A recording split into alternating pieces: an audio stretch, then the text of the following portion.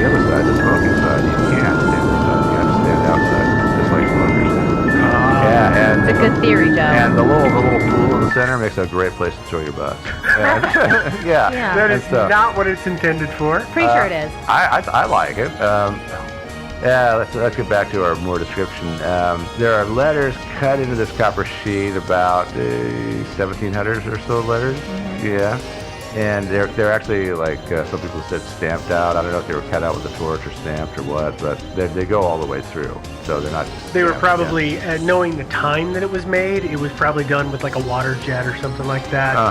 Whereas You know, today, some kind of computer-controlled device Yeah. to be able to Yeah. cut them with Very the precision consistent. that they are done. yeah, and today it would probably be a laser. But yeah, Laser. laser. Yeah, Yeah, you're mispronouncing that word, Joe. Geez. I'm sorry. The Z A is laser. Laser. Laser. Okay. Of course, you can find drawings of the text part of the sculpture online, and I'll describe that real briefly. It's shaped like a rectangle, which is divided into 4 smaller rectangles. The 2 right rectangles show the English alphabet, that's A through Z, repeated over and over again with the word Kryptos inserted into the text, which is a big hint, because that actually turns out to be one of the keys for the encryption cipher of the first 2 messages. in because there. this whole thing is one giant cipher. We haven't said that yet. No, Yeah. The whole sculpture is a a hidden giant message. cipher. Well, yeah, the left half is the message, and the right half is the key. Okay. So, the 2 rectangles on the left-hand side. The top, okay, so the top half of, or either the upper left-hand rectangle is considered what's called a Vigenère cipher, which is named after a French cryptographer called Blaise de Vigenère. He was a 16th century dude, and actually, he apparently did not invent this method. It was invented by some guy named, what was his name? It was Giovan Battista Balloso, who invented it also in the 16th century, and then Vigenère modified it several decades later, and then sooner, centuries after that, it was misattributed to him, but actually he didn't really invent the concept. So it's kind of like the light bulb. Yeah, kind of like that, yeah. But we don't care. It's just called the Vigenère. Yeah. And here's let me give you a real quick rundown of how it works. And now everybody knows what a Caesar cipher is, right? No. You don't know what a Caesar Start- cipher I mean, Start I from do, square but one, but not Caesar everybody shift. does. Okay. Yeah, Caesar shift is one where it's the easiest and dumbest cipher out there. One where you basically pick a key. The key might be, let's say your key is 1. If I were to say, and you're going to shift everything over 1, and of course if your key is 3, you shift everything over 3 in the alphabet. But let's say it's 1. So I'm encrypting, say, Devin. So Devin, D-E-V-I-N, becomes E-F-W-J-O. Okay. Right? Okay. Yeah. That's it. Well, see, and Easy. so, but those are ridiculously easy to break, and so the Vigenère cipher is in its simplest form, like a Caesar shift, but you pick a key. Oh, Let's pick a word like, say, bacon, and then we make that our key, and so we shift the first character by 2 because B is 2. This looks like a And then the next one is A, so we shift the next one by 1. The next one is C, so we shift the next one after that by 3, which is for C, and on.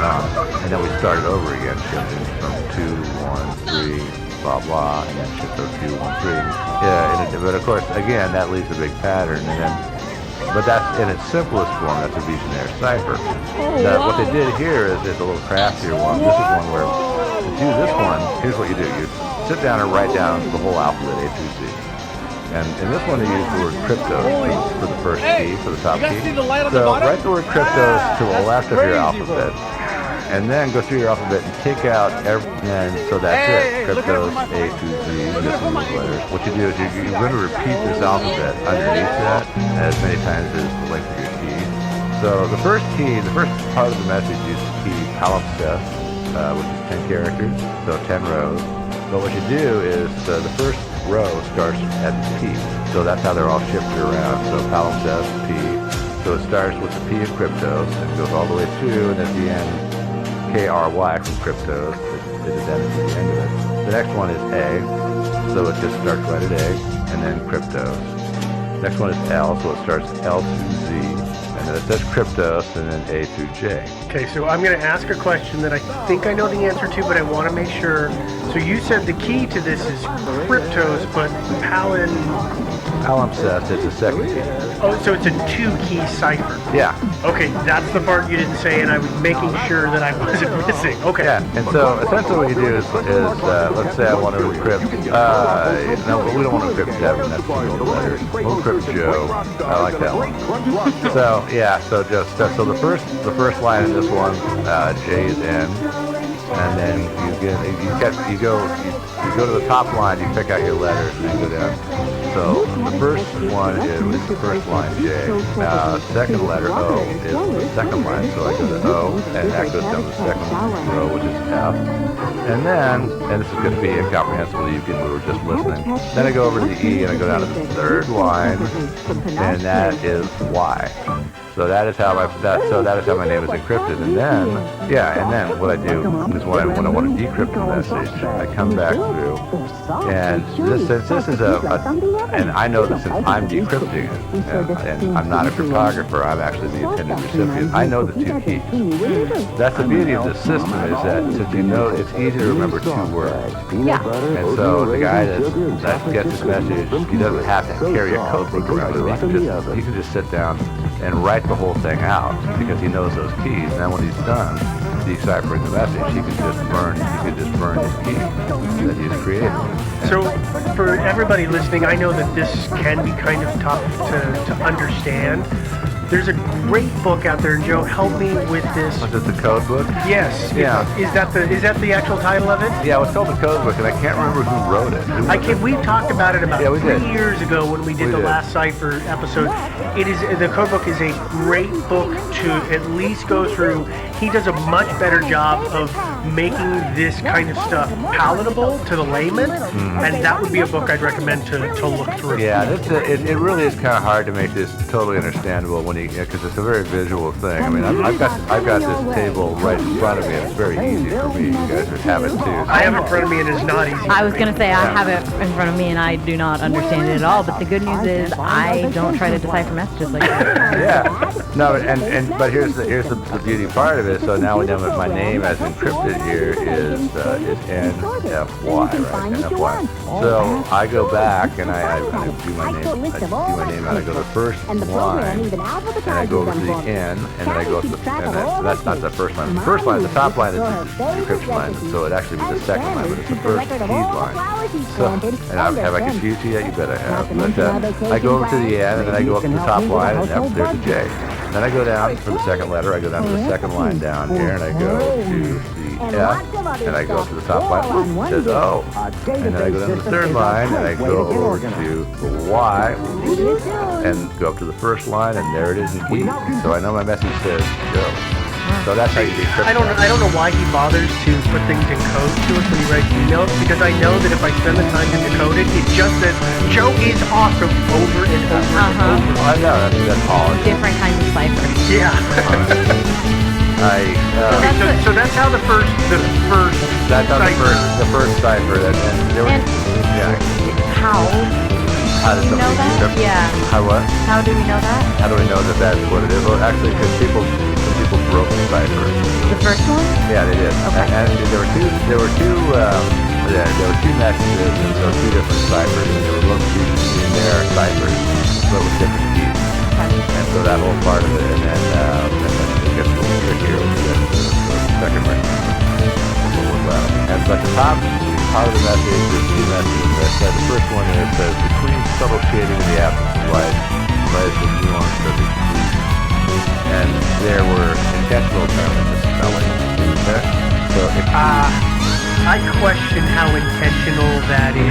it's all entirely Based on possible. things that we discovered later on, I think in the third one, or maybe the second one, but I really feel like maybe that wasn't intentional.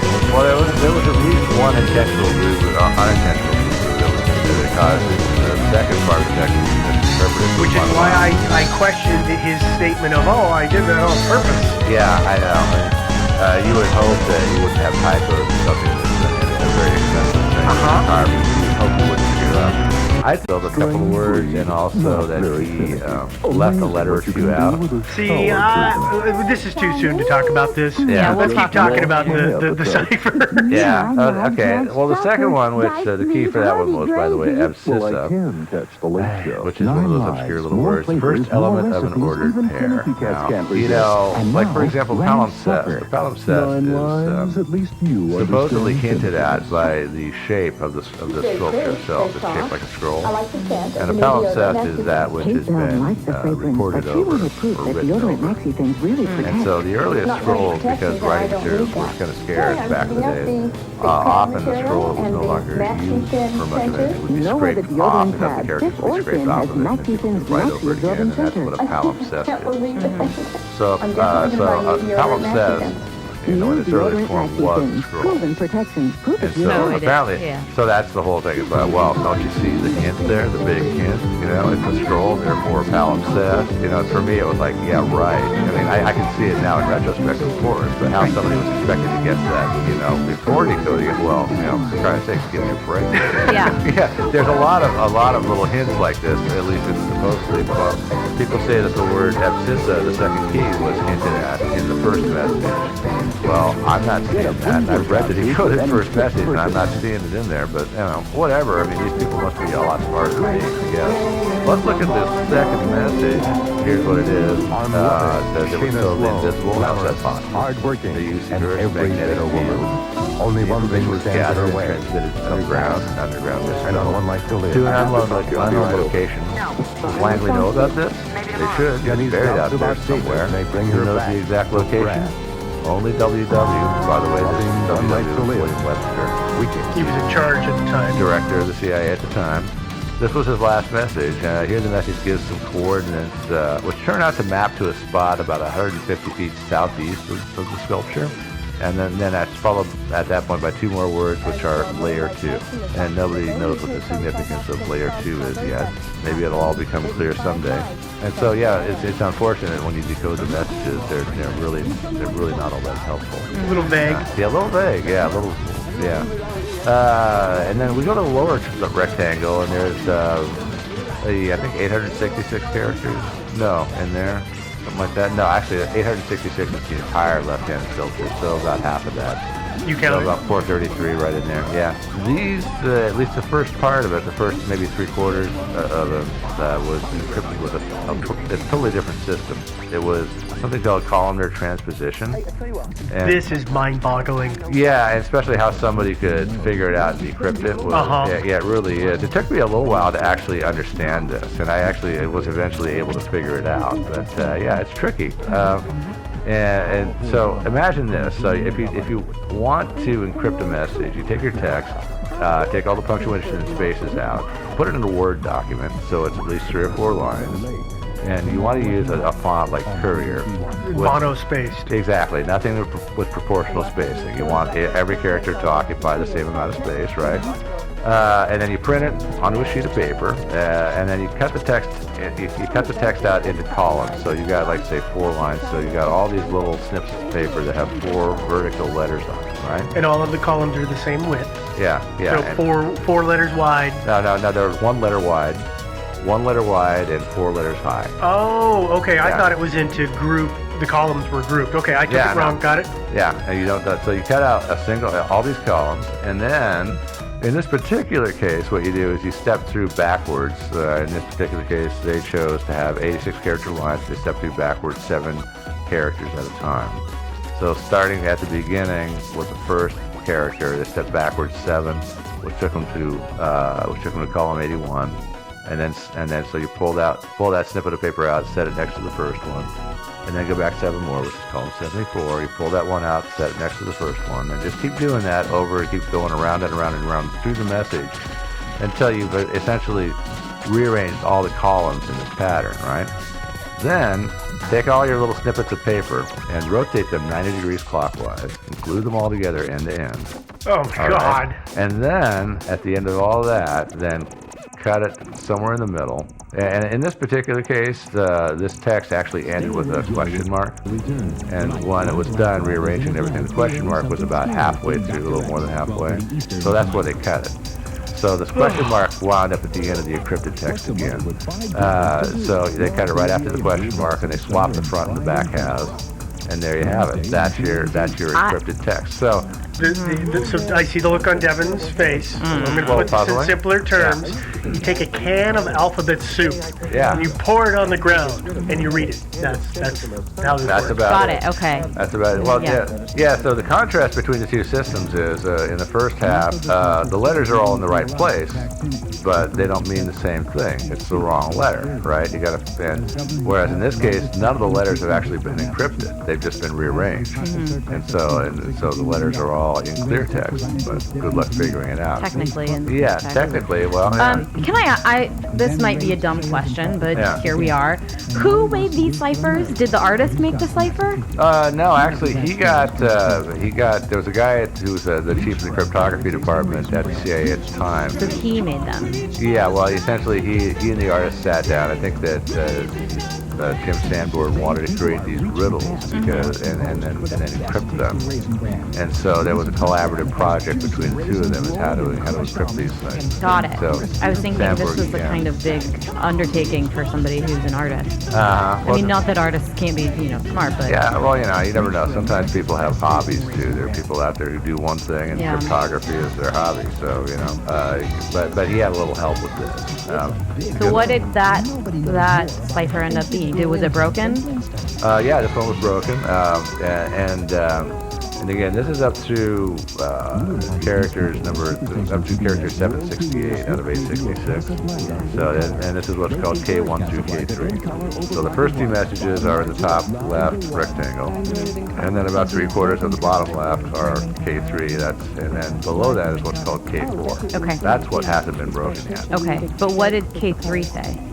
This last one, and nobody knows why quite yet, but it was taken from the diary of Howard Carter, who was an archaeologist who opened King Tut's tomb in 1922. And so he had this thing where he described, the opening of the tomb. So here it is, as deciphered. The doorway was removed with trembling hands. I made a tiny breach in the upper left-hand corner, and then widening the hole a little, I inserted the candle and peered in the hot air, escaping from the chamber, caused the flame to flicker. But presently, details of the room within emerged from the mist. X. Can you see anything? Q. Question marks. Some little random characters thrown in there for some strange reason. Well, you will see in the translations of this text, in random places there are X's in the text, and those appear to be used as periods. Sort of. They sort of... Or breaks. They sort of mark breaks between sentences, but they're not consistently used. You're right, and I was wondering what the heck was going on with that one. I know. Yeah, well, a lot of people have wondered about that too. I mean, again, we rely on Sanborn to tell us the truth. Right. And if like you say, he screwed up and he doesn't want to admit it, well, hopefully he'd be truthful enough and honest enough, because he actually did make one error that he's admitted to, and he claims the rest were deliberate. I guess part of me thinks that maybe he doesn't actually know. If he's not the one who actually, he worked in conjunction with somebody to create the cipher, but and that person did.